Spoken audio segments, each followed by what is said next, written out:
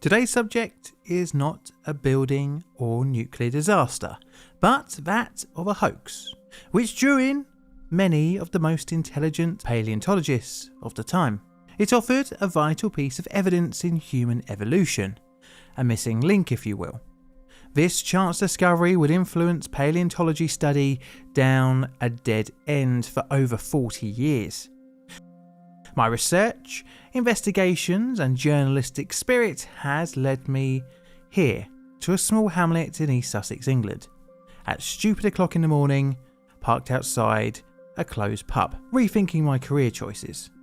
So whilst I calculate my HMRC mileage expenses claim, let's get on with the video. My name is John and today we're looking at the fascinating story of the Piltdown man hoax.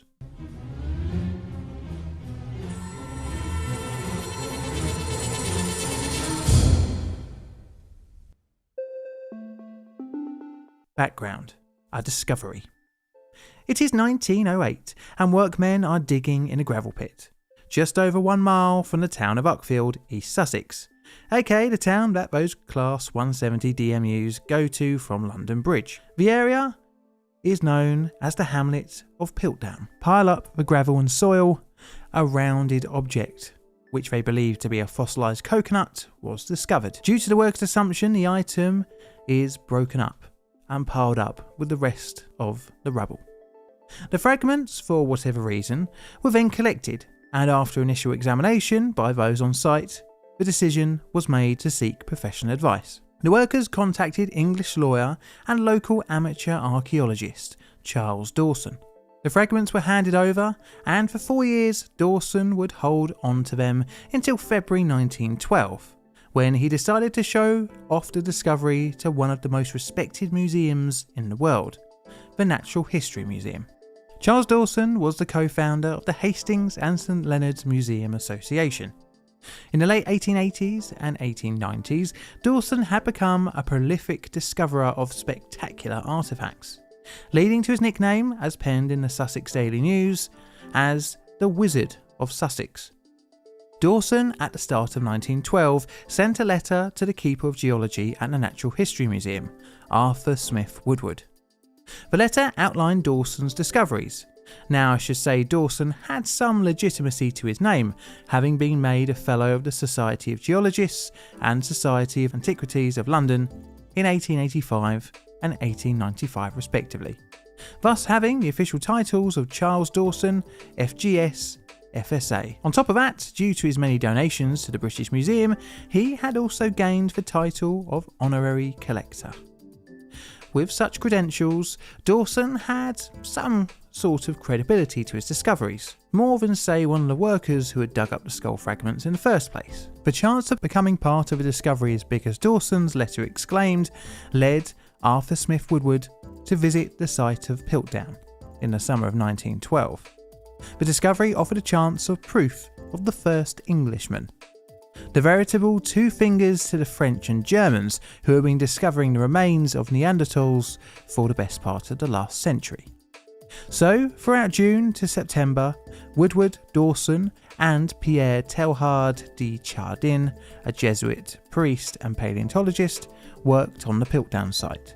Strangely, every new find was unearthed by Dawson alone, mostly amongst a soil heap from the gravel quarry. Even though every find was discovered by just one man, Dawson, Woodward took the artefacts back to the Natural History Museum for evaluation and reconstruction. In total, 5 human skull fragments, an ape-like jawbone with 2 teeth have been found, forming the basis of the new discovery. This showed a link of a human skull, ape-like jaw with human-like teeth, which had been worn down. Interestingly, the bones were stained a dark red-brown colour, the same as the ancient gravel that had been excavated. It is important to say that none of these discoveries, save for the skull fragments found in 1908, were actually discovered in situ. Instead, they were found in the already dug up spoil. This would lead the two to present the Piltdown man, as the fragments had soon enough become known as, to the Geological Society of London on the 18th of December 1912. During this meeting, Dawson exclaimed that a reconstruction of the fragments indicated that the skull was remarkably similar to that of a modern-day human, albeit more ape-like. For example, the brain size was about 2/3 of that of a modern human, as well as the part of the skull that sits in the spinal column, looking not so human-like, but orangutan-like jawbone apparently housed the human-like teeth rather well, adding credence to the idea of the Piltdown discovery being a missing link. Woodward explained that the discovery was a vital missing link in human evolution, estimated to be roughly 500,000 years old. Further excavations on the site at Piltdown found more artefacts, some more believable than others, including a loose canine tooth and an elephant bone carved to look like a cricket bat. The narrative couldn't be any more perfect. The ancient Englishman was a cricket player. All he really needed yet was a cup of tea, a monocle, and outdated views on empire. Obviously, the last few things weren't actually found. The Piltdown Man would be given the Latin scientific name of the Anthropus dawsoni, or Dawson's Dawn Man in English. Once again, Dawson struck gold in 1915 when he discovered more skull fragments near Sheffield Park. However, when probed by Woodward, the exact location was not revealed. The finds went undocumented initially, but would eventually be seen as further proof of the Piltdown Man, when Woodward presented the fragments as new evidence after Dawson's death, in the process implying he knew where they had come from, even though he had never seen the second site. Dawson, just 4 years after the discovery and taking British paleontology by storm, passed away in August 1916. With the main artefact finder's death, strangely, no more fragments were found. Now, due to the period that the Piltdown Man was found, international interrogation of the facts was somewhat limited. This was due to the First World War, where the Triple Entente, i.e. the Allies of World War I, were fighting the Central Empires, which included Germany, one of the main sources of Neanderthal discovery. Even more important, that the English Piltdown Man trumped the European discoveries. But although a big chunk of the scientific community was now the enemy due to 4 years of bloody war, the missing link was not without its domestic detractors. The discovery challenged. Almost right from the get-go, the Anthropus dawsoni had its critics. Copies of the fragments had been made by the Royal College of Surgeons under Professor Arthur Keith, and they managed to make a completely different model with a larger estimated brain cavity. However, Keith became convinced after the Sheffield Park discoveries, thinking that the odd occurrence of an orangutan-like jaw and human-like skull couldn't actually happen twice by accident. As a side note here, Keith probably wanted it to be real. He was a eugenicist who believed that Africans and Europeans had evolved separately, and thus a British discovered English missing link fitted his scientific racism views rather neatly. But Keith was not the only initial detractor.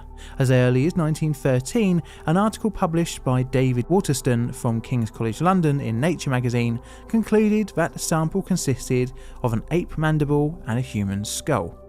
French paleontologist Marcin Boulet also came to the same conclusion in 1915, as well as an American zoologist, Gerrit Smith Miller Jr., who also concluded that the Piltdown's jaw came from a fossil ape. He even stated deliberate malice could hardly have been more successful than the hazards of deposition in so breaking the fossils as to give free scope to individual judgment in fitting the parts together, which was proven to be true, with Keith's rearrangement being drastically different from Woodward's original interpretation.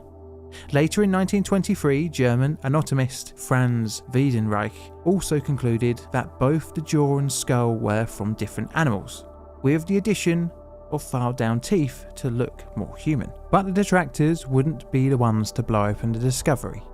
That would be down to the passage of time, causing the Anthropus dawsoni to become an ever-increasing difficult to explain anomaly against the ever-increasing weight of evidence to the contrary. You see, the Piltdown Man was very different, and ever-increasing amount of evidence discovered post-World War I, with ape men having much smaller brain cavities than Eanthropus dawsoni. However, to British scientists invested in Eanthropus dawsoni, the newer continental discoveries were the outliers. Britain must have had the correct missing link, right? Right? Well, wrong. As more evidence that contradicted the Piltdown Man became available and open to scientific scrutiny, Eanthropus dawsoni was increasingly looking suspicious.